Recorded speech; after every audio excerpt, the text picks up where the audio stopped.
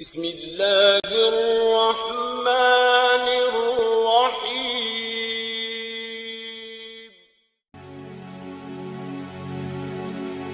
اعوذ باللہ من الشیطان اللعین الرجیم بسم اللہ الرحمن الرحیم الحمد للہ رب العالمین وصلی اللہ علی محمد وآلہ الطاہرین.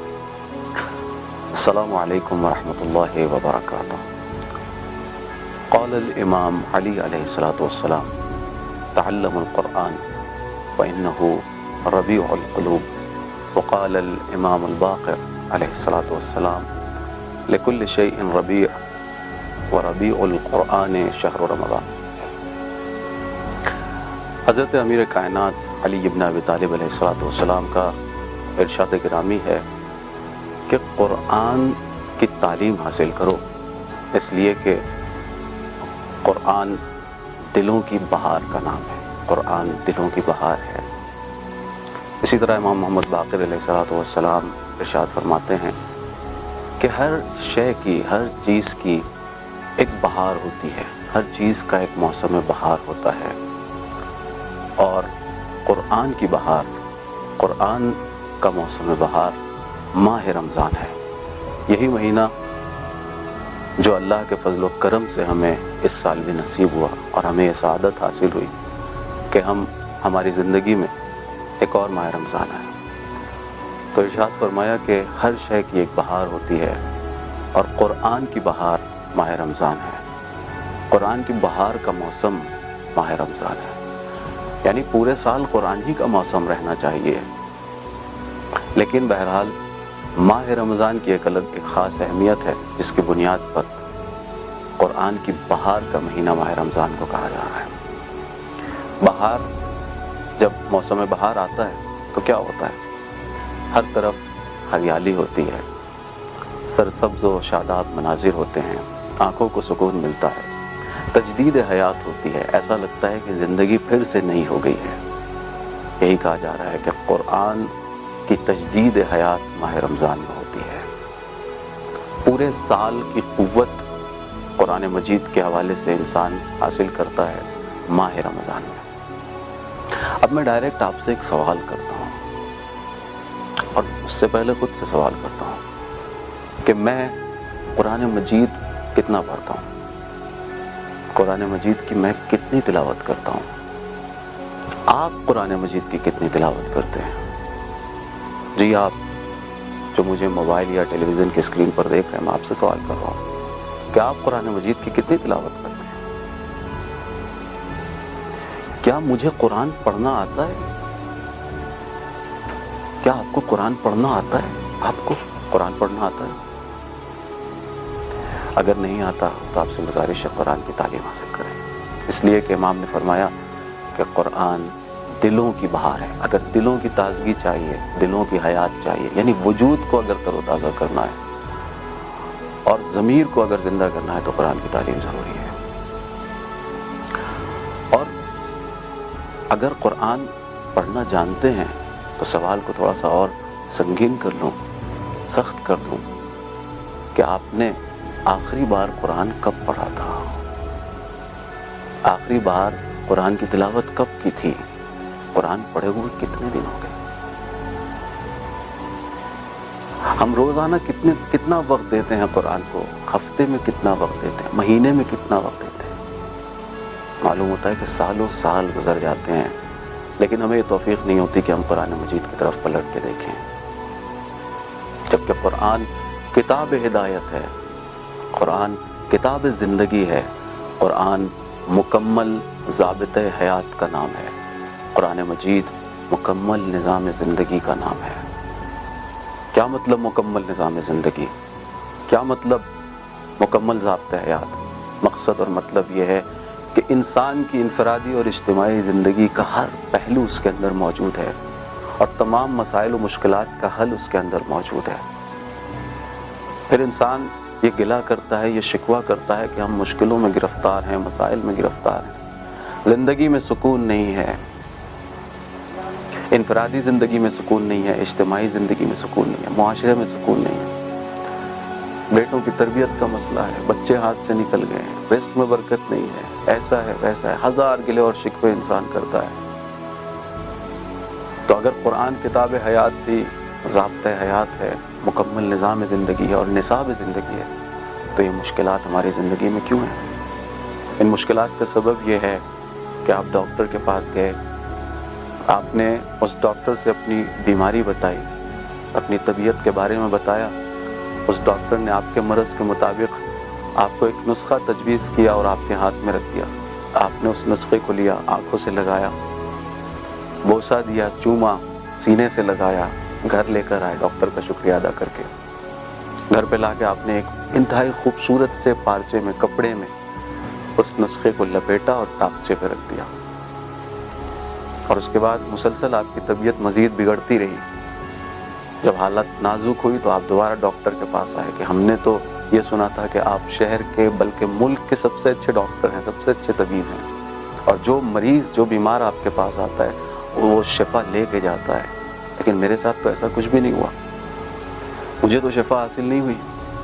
ڈاکٹر یہی دریافت کرے گا کہ ہاں میرے ہاتھوں سے بہت لوگوں کو اللہ کے فضل سے شفا ملی ہے، لیکن آپ نے ان دواؤں کو لیا جو نسخے میں موجود تھی، جنہیں میں نے لکھا تھا؟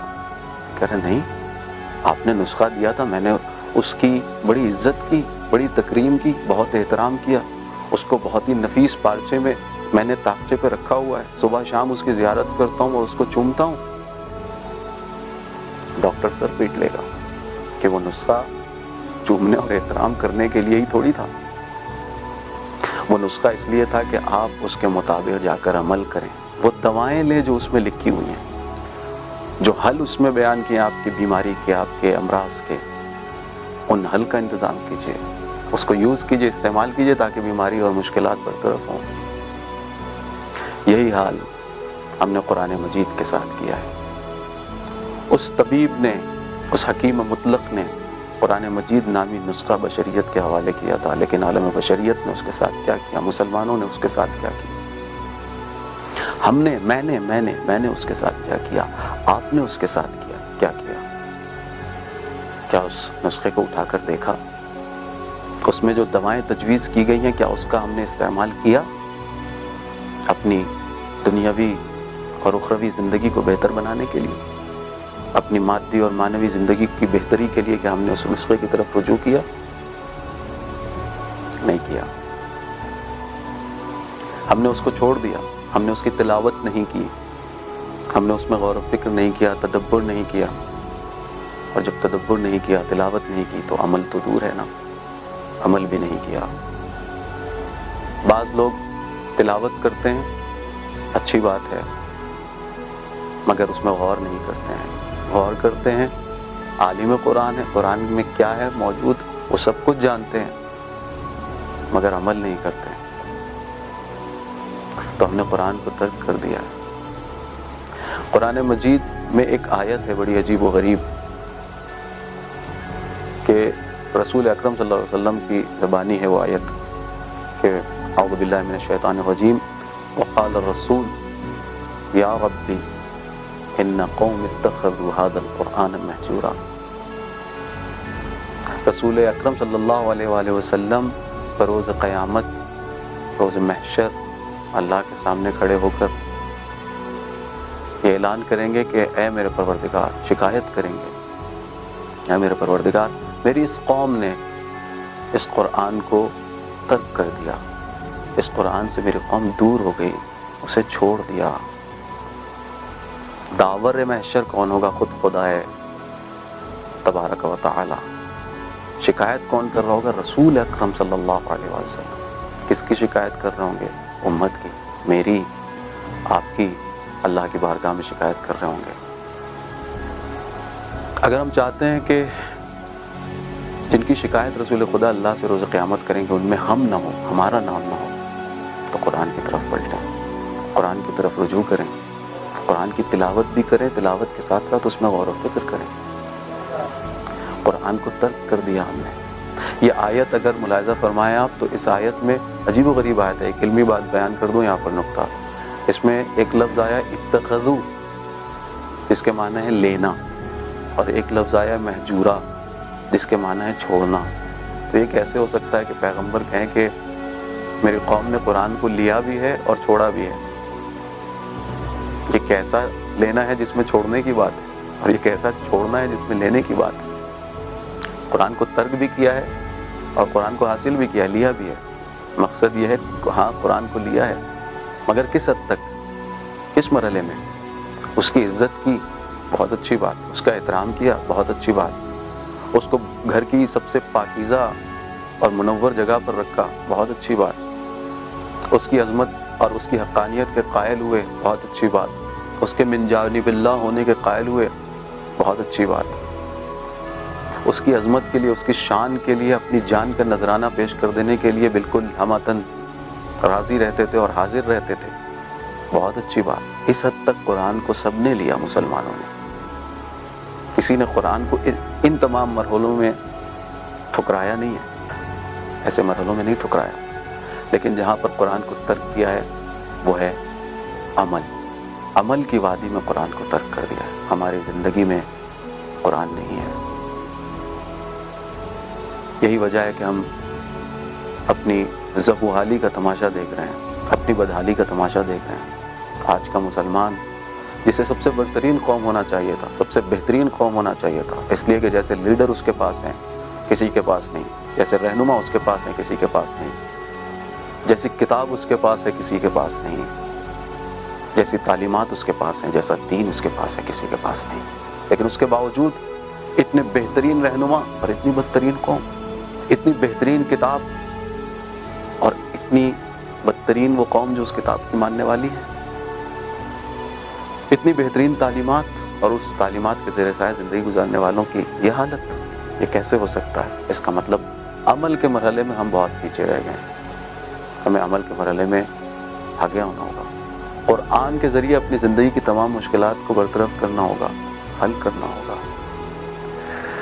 جو ہم نے قرآن صامت کے ساتھ ظلم کیا، قرآن ناطق کے ساتھ بھی ہم نے وہی ظلم کیا۔ جس طرح سے ہم نے قرآن صامت کو محجور کر دیا اور ترک کر دیا، قرآن ناطق یعنی اہل بیت اطہار علیہ السلام کے ساتھ بھی ہم نے وہی رویہ رکھا ہے۔ تقریباً ہم نے ان کا احترام کیا ہے، اہل بیت کا احترام کیا، عزت کی، تکریم کی، بڑی اچھی بات ہے۔ ہم نے ان کے فضائل سنے اور سنائے، بہت اچھی بات ہے۔ ہم نے ان کے لیے اپنی جان کا نذرانہ پیش کرنے کی ٹھان رکھی ہے، یہ جذبہ ہمارے اندر اور آپ کے اندر پایا جاتا ہے، یہ احساس ہمارے اندر پایا جاتا ہے، بہت اچھی بات ہے۔ لیکن کیا ہم ان کی تعلیمات پر کما حق و عمل کرتے ہیں؟ نہیں کرتے ہیں۔ تو اس کا مطلب یہ ہوا کہ قرآن کے ساتھ، چاہے وہ قرآن صامت ہو یا قرآن ناطق ہو، دونوں مرحلوں میں ہم نے ایک ہی سلوک کیا ہے اور ایک ہی کام کیا ہے۔ لہذا ہمیں اگر زندگی کی سعادتیں چاہیے، دنیا و آخرت کی سعادتیں چاہیے اور خوشبختی چاہیے، تو ہمیں قرآن صامت کی طرف بھی لوٹنا ہوگا، قرآن ناطق کی طرف بھی لوٹنا ہوگا، اور ان تعلیمات پر جو اللہ سبحانہ و تعالیٰ نے اس قرآن میں، قرآن صامت ہو یا قرآن ناطق، جو تعلیمات بھیجی ہیں ان کے ذریعے، ان پر عمل کرنا ہوگا، تاکہ ہماری زندگی انشاءاللہ کامیاب رہے، تاکہ ہماری زندگی میں عدل و انصاف کا بول بالا ہو، حق و باطل کی ہم تمیز کر سکیں، آزادی و حریت کا عملی نعرہ بلند کر سکیں، اور تمام دنیا کی تمام دیگر قوموں کے لیے ایک زندہ مثال اور نمونہ بن سکیں۔ اور یہ ہم کر سکتے ہیں اگر ٹھان لیں۔ مجھ پر واجب ہے، مجھ پر لازم ہے کہ میں یہ کام کروں، قرآن کی طرف لوٹوں، قرآن کی طرف رجوع کروں، اس کی تلاوت بھی کروں، اس کے ترجمے کو بھی پڑھوں، اس لیے کہ قرآن اللہ کا لیٹر ہے، اللہ کا خط ہے، میرے نام، آپ کے نام، آپ کے نام، جو مجھے دیکھ رہے ہیں اور میری باتوں کو سن رہے ہیں، جی آپ کے نام، اللہ کا لیٹر ہے، اللہ کا خط ہے۔ تو ہم اگر عربی نہیں جانتے ہیں تو پھر یہ کیسے ہو سکتا ہے کہ اللہ جیسی ذات نے، اللہ جیسے محبوب نے، جس کو ہم چاہتے ہیں، اس نے ہمیں ایک لیٹر لکھا ہو اور ہم اس خط کو نہ پڑھیں؟ تو بہت بڑا ظلم ہوگا۔ اس خط کو ہم نہ سمجھیں تو ضروری ہے کہ کم سے کم اگر عربی نہیں آتی تو ترجمہ پڑھیں، اس میں غور و فکر کریں، اور پھر اس غور و فکر کے بعد عملی زندگی میں اس کو اتاریں انشاءاللہ۔ اللہ تبارک و تعالیٰ سے دعا ہے آخر گفتگو میں کہ بحق محمد و آل محمد علیہ الصلوۃ والسلام اس ماہ رمضان میں ہمیں قرآن کی طرف پلٹنے کی، لوٹنے کی توفیق عنایت کرے اور قرآن فہمی کی توفیق عنایت کرے تاکہ ہم دنیا و آخرت میں سرفراز و کامران و کامیاب ہو سکیں. وآخر دعوانا ان الحمد للہ رب العالمین صلی اللہ علی محمد وعلی الطاہرین.